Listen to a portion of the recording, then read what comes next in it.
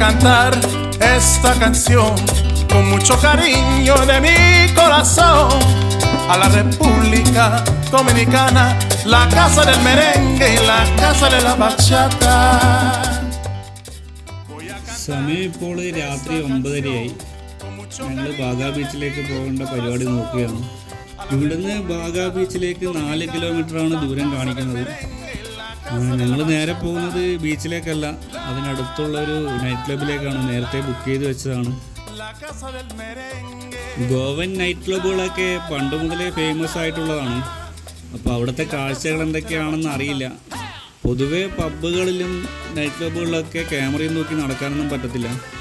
അപ്പോൾ അവിടെ എത്തിയിട്ട് കുറച്ചെങ്കിലും വീഡിയോസ് ഷൂട്ട് ചെയ്യാൻ പറ്റുമെന്നാണ് നമ്മൾ വിചാരിക്കുന്നത്. Música, música, música, te traigo música, música. ഞങ്ങളങ്ങനെ ഇതിൻ്റെ ഉള്ളിലേക്ക് എത്തിപ്പെട്ടു. ആകെ ബഹളം മയമാണ്. അപ്പോൾ സെക്യൂരിറ്റി ചെക്കിംഗ് ഒക്കെ ഉണ്ടായിരുന്നു. ക്യാമറ കയ്യിൽ തന്നെ വെച്ചോളാൻ അവർ സമ്മതിച്ചു.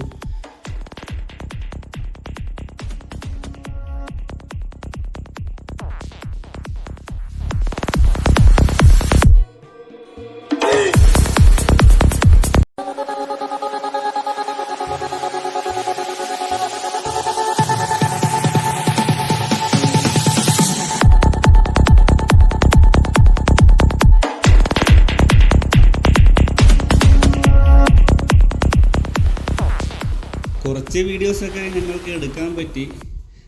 കുറേ നേരം ഡാൻസ് ചെയ്തു, കുറേ നേരം കാഴ്ചകൾ കണ്ടു നിന്നു. പിന്നെ ഏകദേശം ഒരു 1 മണിയായപ്പോൾ എല്ലാവർക്കും നല്ല വിശപ്പ് വന്നു. അങ്ങനെ ആ സമയം ഞങ്ങൾ പുറത്തേക്ക് ചാടി. നല്ലൊരു റെസ്റ്റോറൻറ്റ് അന്വേഷിച്ച് ഞങ്ങൾ കുറച്ച് ദൂരം നടന്നു. രാത്രി 1 മണിയായതിനാൽ ഒരുവിധം റെസ്റ്റോറൻറ്റുകളൊക്കെ അടച്ചു കഴിഞ്ഞിരുന്നു. നല്ല കടലേറ്റ സമയമാണിപ്പോൾ എന്ന് തോന്നുന്നു. നമ്മളിരിക്കുന്ന റെസ്റ്റോറൻറ്റ് അടിയിലൊക്കെ തിരമാലകൾ അടിച്ച് കയറുന്നുണ്ട്.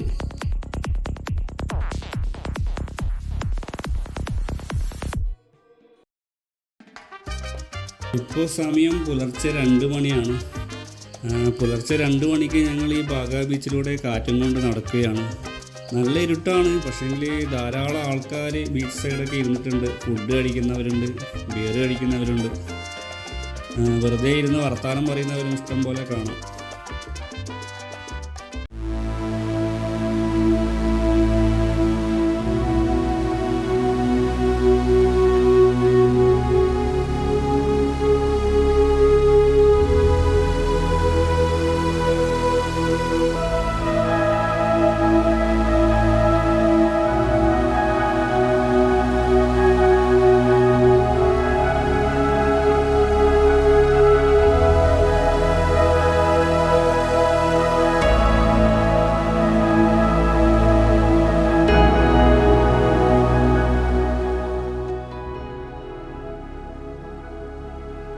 ഇങ്ങനെ ഗൈസ്, ഗോവയിലെ ഞങ്ങളുടെ 2ാമത്തെ ദിവസമാണ് ഇന്ന്. ഇന്നലെ പാട്ടും ഡാൻസും നടത്തമൊക്കെ കഴിഞ്ഞ് പുലർച്ചെ 3 മണിയായപ്പോഴാണ് ഞങ്ങൾ റൂമിലേക്ക് എത്തിയത്. ഇപ്പോൾ സമയം രാവിലെ 7 മണിയാണ്. 2 പേര് ഇനിയും എഴുന്നേറ്റിട്ടില്ല, അവർ കിടന്നുറങ്ങുകയാണ്. അപ്പോൾ അഞ്ജുന ബീച്ചിലെ രാവിലത്തെ കാഴ്ചകൾ എന്തൊക്കെയാണെന്ന് അറിയാൻ വേണ്ടിയിട്ട് ഞങ്ങൾ 2 പേരും കൂടി ഇറങ്ങിയതാണ്. ഇന്നലെ ആൾക്കാരെ കൊണ്ട് നിറഞ്ഞ ഒരു ഗോവൻ ബീച്ചാണിത്. ഇപ്പോൾ ബീച്ച് ഓൾമോസ്റ്റ് കാലിയാണ്. ഞങ്ങൾ 2 പേരടക്കം ആകെ മൊത്തം 4-5 പേര് മാത്രമേ ഇങ്ങേയറ്റം മുതൽ അങ്ങേയറ്റം വരെ ബീച്ചിലുള്ളൂ.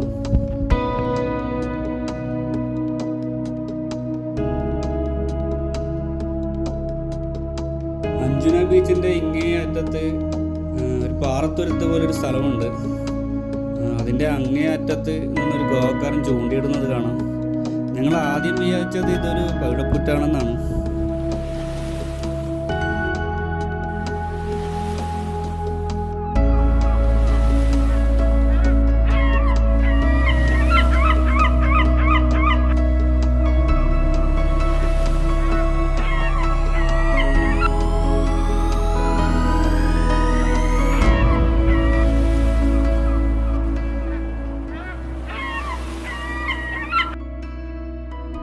രണ്ട് പോക്കിരികൾ മോർണിംഗ് വാക്കിന് ഇറങ്ങിയിട്ടുണ്ട്.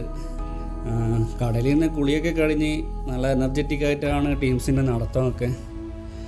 ഇനം റോഡ് വീലർ ആയതുകൊണ്ട് ആരും അധികം അടുപ്പിക്കുന്നില്ല, ലാളിക്കാനൊന്നും അധികം ആരും പോകുന്നൊന്നുമില്ല. ഫോട്ടോന് പോസ്റ്റ് ചെയ്യലും കടലിൽ നിന്ന് കുളിയൊക്കെ ആയിട്ട് അഞ്ജന ബീച്ച് പതുക്കെ ഉണർന്നു കഴിഞ്ഞു. ഞങ്ങൾ അടുത്ത യാത്ര പോകേണ്ട പരിപാടി നോക്കിയാണ്. ഇന്നിനി ഞങ്ങൾ പോകുന്നത് റെയ്സ് മാഗോ സ്പോട്ടിലേക്കാണ്. ഇവിടുന്ന് 15 കിലോമീറ്ററാണ് ദൂരം കാണിക്കുന്നത്. ഇവിടുന്ന് ഒരു 10 മണിക്ക് ചെക്കൗട്ട് ചെയ്താലേ ഞങ്ങൾ പ്ലാൻ ചെയ്ത പ്രകാരമുള്ള കാര്യങ്ങൾ ഇന്ന് നടക്കത്തുള്ളൂ. റെയ്സ് മാഗോ സ്പോട്ട് ഗോവയിലെ ഏറ്റവും ഭംഗിയുള്ള ഫോർട്ടുകളിൽ ഒന്നാണ്.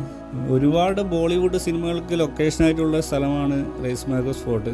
നിവിൻ പോളി അഭിനയിച്ച നമ്മളെ കായംകുളം കൊച്ചുണ്ണിയുടെ ലൊക്കേഷൻ കൂടിയാണത്. നമ്മളിനി അടുത്ത വീഡിയോ ചെയ്യുന്നത് റെയ്സ് മാഗോസിലുള്ള ഒരു ടൂറാണ്. അപ്പോൾ റെയ്സ് മാഗോ സ്പോട്ട്